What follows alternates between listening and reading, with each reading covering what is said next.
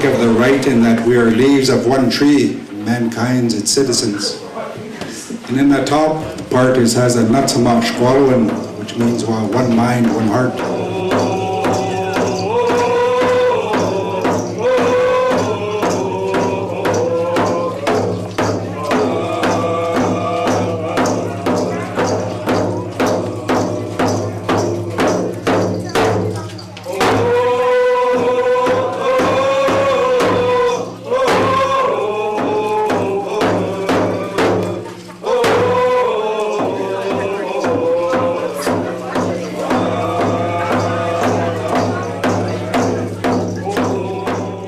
My name is John Sargent, and I live in Kamloops, which is just down the hill from Harper Mountain. But originally I'm from Six Nations Reserve in Ontario, and I've been involved with the First Nations work since about 1962.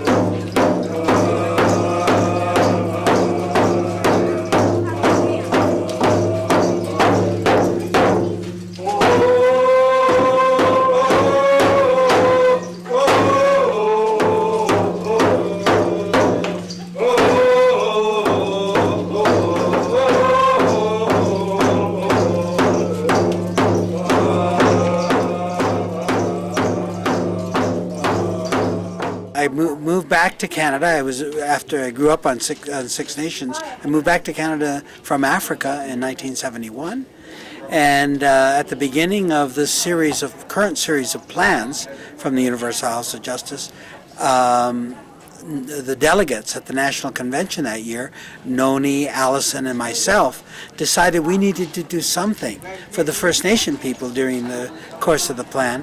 And so we decided to have this annual gathering where we would make commitments toward fulfilling the goals of the plan every year.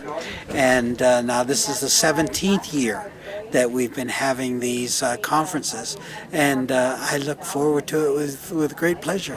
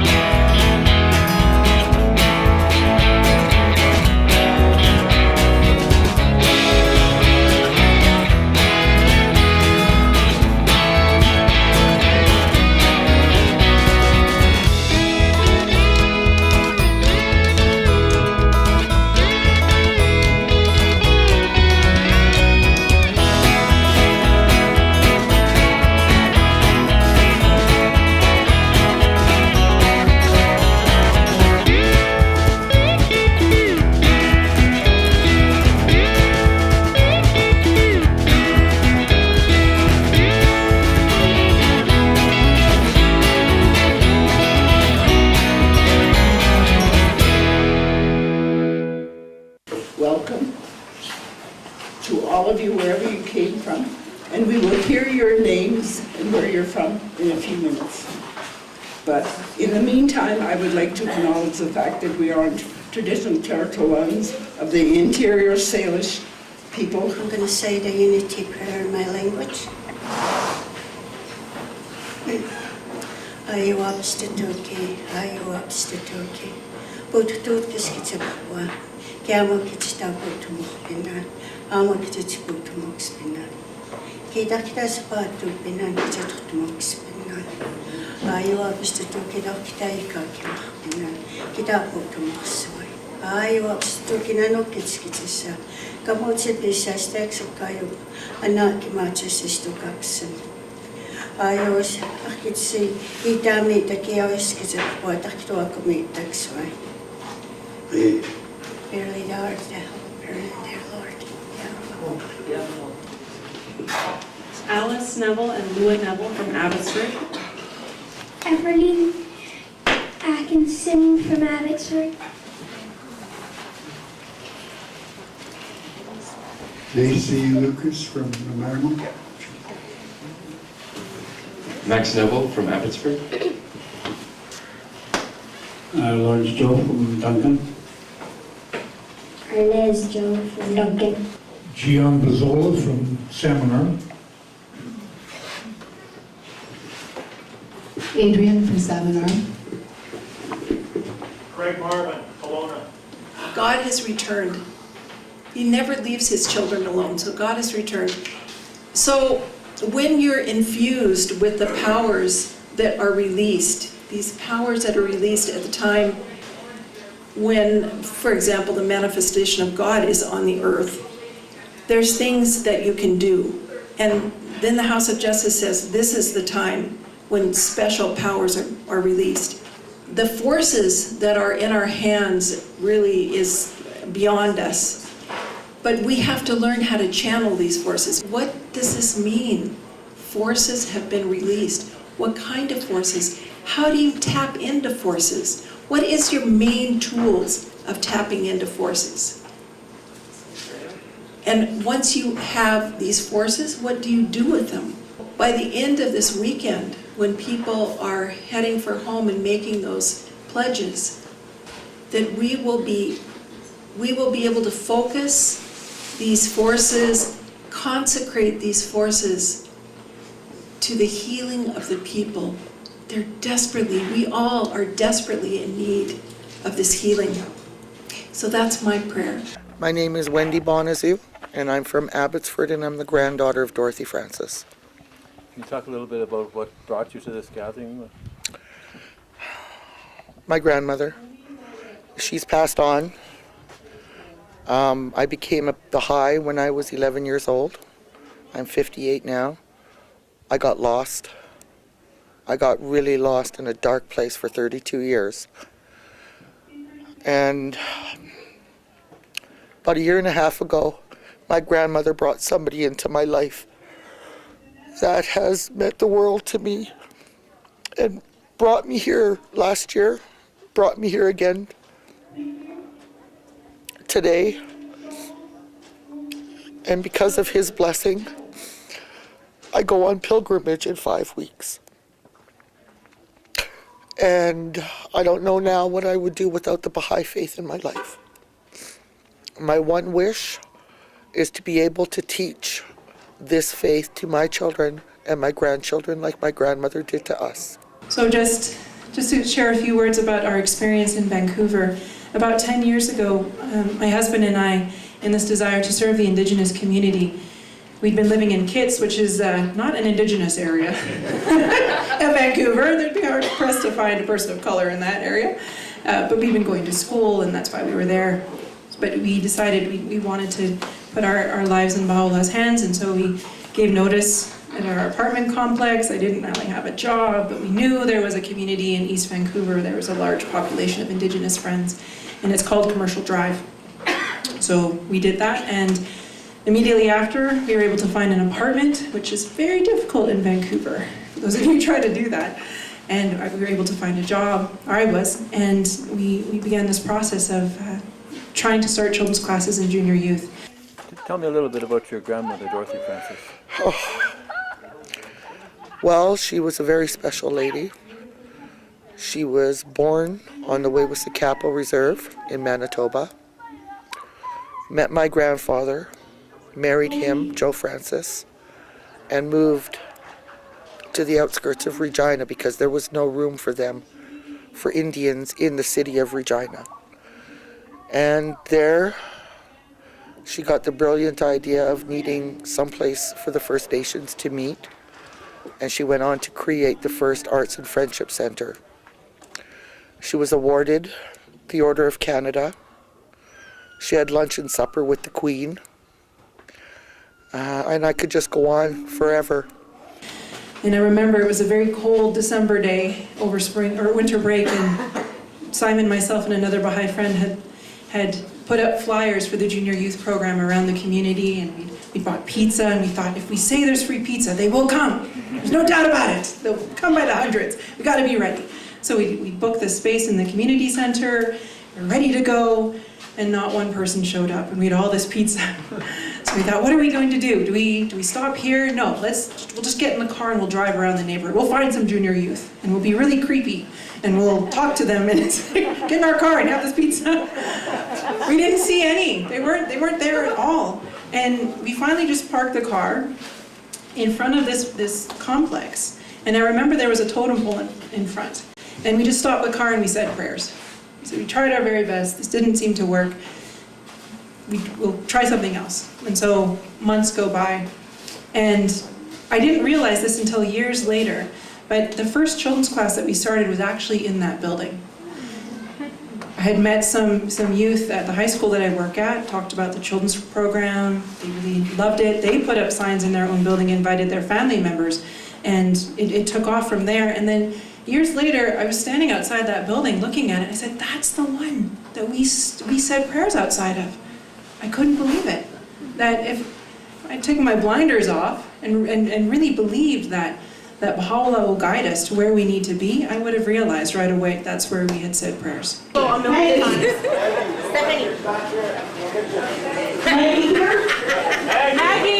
Maggie. You want something? Hard-working girl. Go get it. Okay, tell me to me. My name is Andrew Meyerhoff, and 3 weeks ago I came from Japan, but now I'm living on Harper Mountain. And I had no idea this gathering would be here going on today. And about a couple of weeks ago, I got contact from my friend James Patrick, who I hadn't seen for 30 years.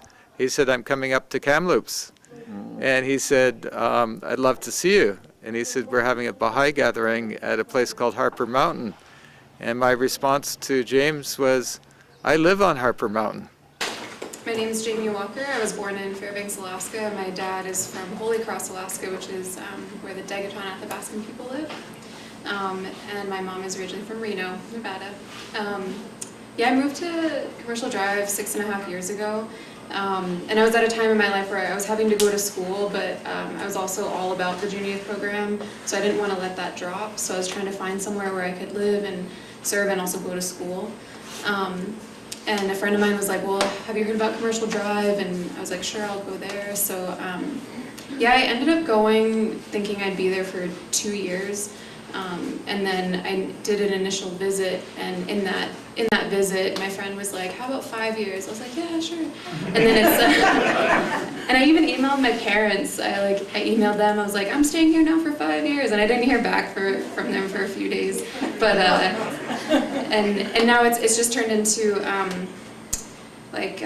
you kind of start off with like this activity mindset, like you're going to start an activity, but at some point it really changes into something bigger. You start to see it as it's part of you're actually building community, your family now, and so I think we've talked about this a couple times, but you're just like, you're in it to win it, like you're in it for the long run, and unless something out of my control comes, and I know that's the same for some of us, like you're in it for life, and you realize like even if you have to move, this is about like serving wherever you're at and trying to build community.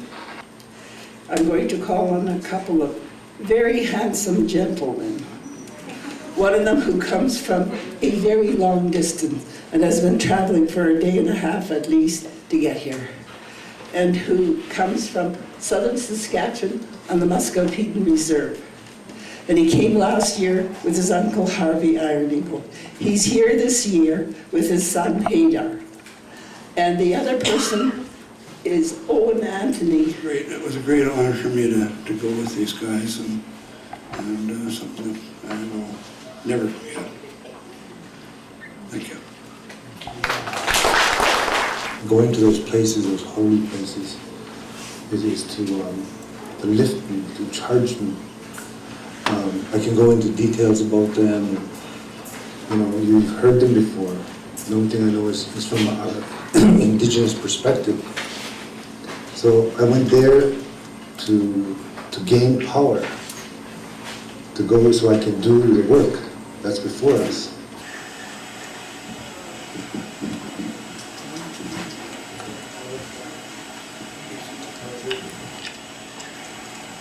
You lost your luggage twice, too.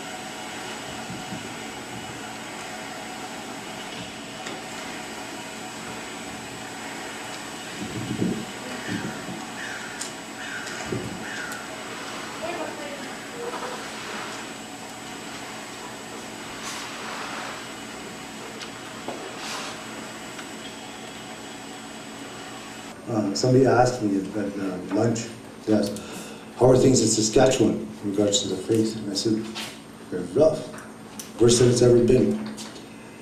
And they looked at me. I said, well, I'm not going to pretend it's all good. I'd always wished to be a warrior in the old days. I would be this great warrior. I followed God so close that His power would work through me and I would fight for my people. When I became a Baha'i, I recognized that this was the same thing. If you were true to God, if you were truly a warrior of your people, you would take this message and you would be that warrior for Baha'u'llah, if you were true. I've been talking to Baha'is for 30 years, telling them, we got to do something different. It's not working what we're doing. And for our community in Saskatchewan, we had a big influx of people in the late 60s and early 70s, and we've been living on that, like a big millionaire. Living on, oh, look at, our numbers are great, our numbers are high. But that's been dwindling and going down, down, down. We're not replacing them. We talked about this last time we're here. And my son said it when he came here. He said, they're almost with old people, he said. You know, and he's right. And we talked about this last time, that we were going to go home and talk about recruits.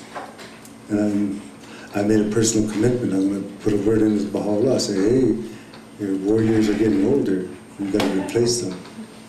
And you know, the ladies here were talking about the junior youth. That's what that's about. And one realization I had was, like when my parents came to visit, we went and visited some of the families that I know are like the parents of the younger youth. And it really did feel like family meeting family. And then I realized like Baha'u'llah wrote a lot about how like we are one human family. And then I was thinking about how, you know, there informally and then sometimes formally there's like adoption ceremonies. You know, you are adopted into a certain family.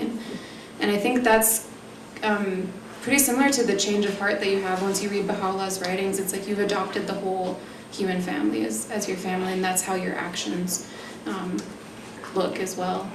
And so, like a lot of these guys, like Jelena and Simon, have known them since before they were 10, but I met some of them when they were 10, and now they're 15, 16, and just it's like you can't be with somebody that long and not see them as your relative. And then when they graduated from the junior youth program, we actually had a circle for some of them. Some of them came and one of the parents came. And you know, coming of age is a thing in, I think, pretty much every culture. So we had a talking circle where we had a chance to say how we've seen them grow and how we've seen them mature and what we hope for them. It was cool just to say that, you know, they're older youth now, they're able to take on more responsibility. So they started doing some work with children's classes that summer. And then even before that, I think the first junior youth group Jelena was with, the junior youth did like, it was kind of like a reading buddy type of thing with some of the kids. So it's cool to see how, like, in the neighborhood there's like a short, but there's a history of the junior youth working with the younger youth, or the kids as well. And if but once my eyes beheld at sunrise and at eve thy features all bereaved, and all beset about by fears, my willing tears would show a love that men or angels may not know. And from the loneliness within my heart, when you and I are thrown eternities apart, my tears like blood would flow, or like some dark stream deepening within my soul, a spring of crystal gushing from a mountain cave, the silent oceans to whose waves all rivers run, the waters of my life would turn. I, longing to behold thy face, upon the winds of grace have come, breath of the Spirit blowing me apace, to seek you out in every home, in every room, in alleyway and marketplace. And if, with winsome words and fair, I penned on the pages of my heart praise of thy honeyed lips and perfumed hair, Yet all my art could never tear the blinding veils of words apart, and you may see if you but gaze thereon, naught but the traces of his traceless pen.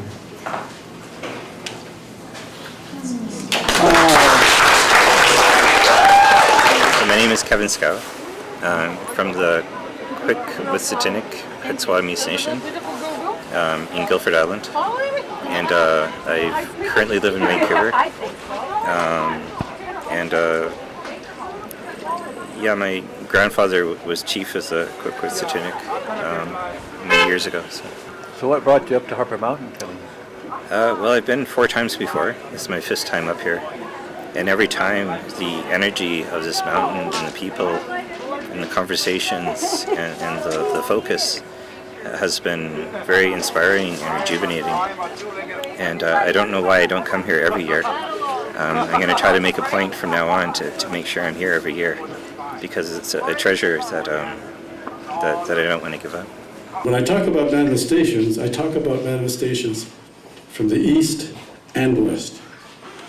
Because Baha'u'llah said, there's more, but maybe their names have been forgotten. We haven't forgotten, but I've found 4 of them that really fit the same spiritual qualities that the manifestations from the East exhibit.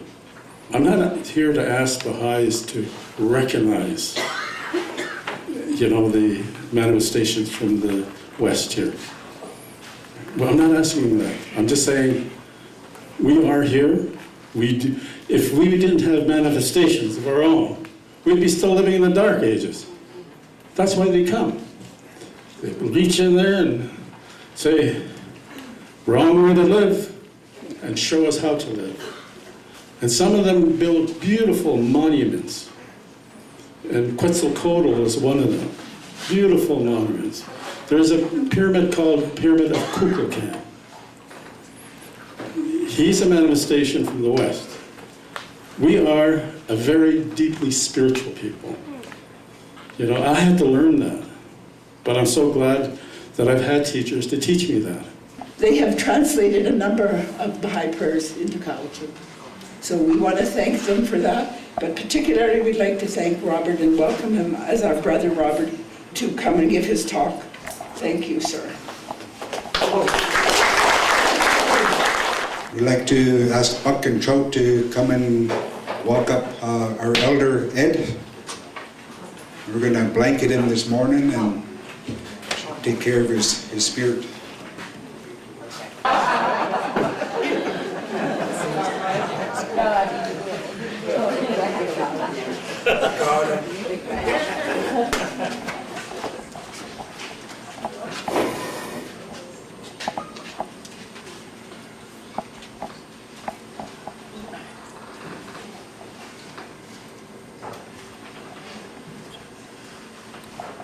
To ask Amanda if we can blanket Ed.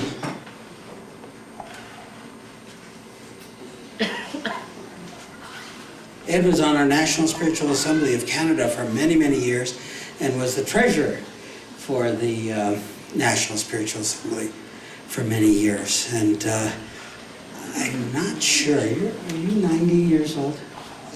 Are you 90 years old? Oh, he's only 88. Think of the right in that we are leaves of one tree, mankind's its citizens. And in the top part has a Natsamashkwalwan, which means one mind, one heart. Back home we started a fire circle. We had it every Monday, where we help people that are camping out down in the rivers. We have devotions. We have a fire and we have smudging. And the roots of the tree is the core values of each of your family back home. One of the core values that growing up in our household was always gratitude and thankfulness. That our parents and our grandparents always taught us growing up as children to always give thanks, to always be grateful for something, no matter what's going on in your life. there's always good things that are in your life.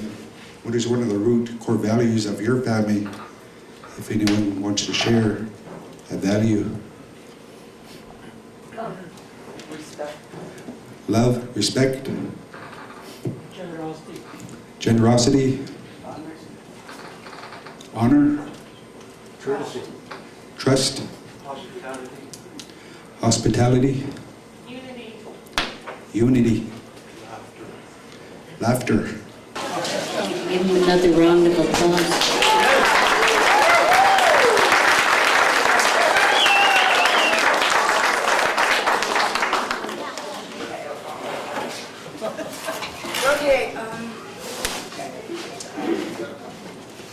So Uncle Johnny, I think he came here every year. So Uncle Johnny and I, we met on Facebook, and then we finally met here, and we were pretty close in his last years. And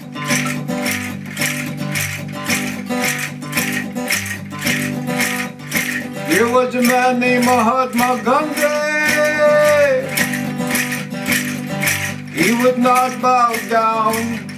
He would not fight. He knew that deed was down and dirty, and nothing wrong could make it right away.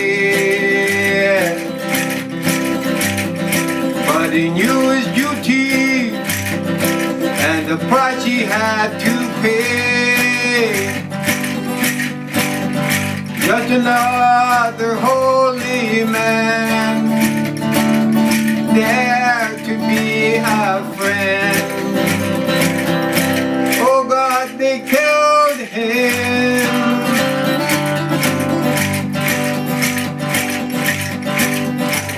okay, hi Uncle Johnny. Hi Uncle Johnny. Anybody notice anything about this picture? We came back to the hotel, and the lady that owns the hotel grabbed me and said, "You got to see this, you got to see this. Somebody just brought this in."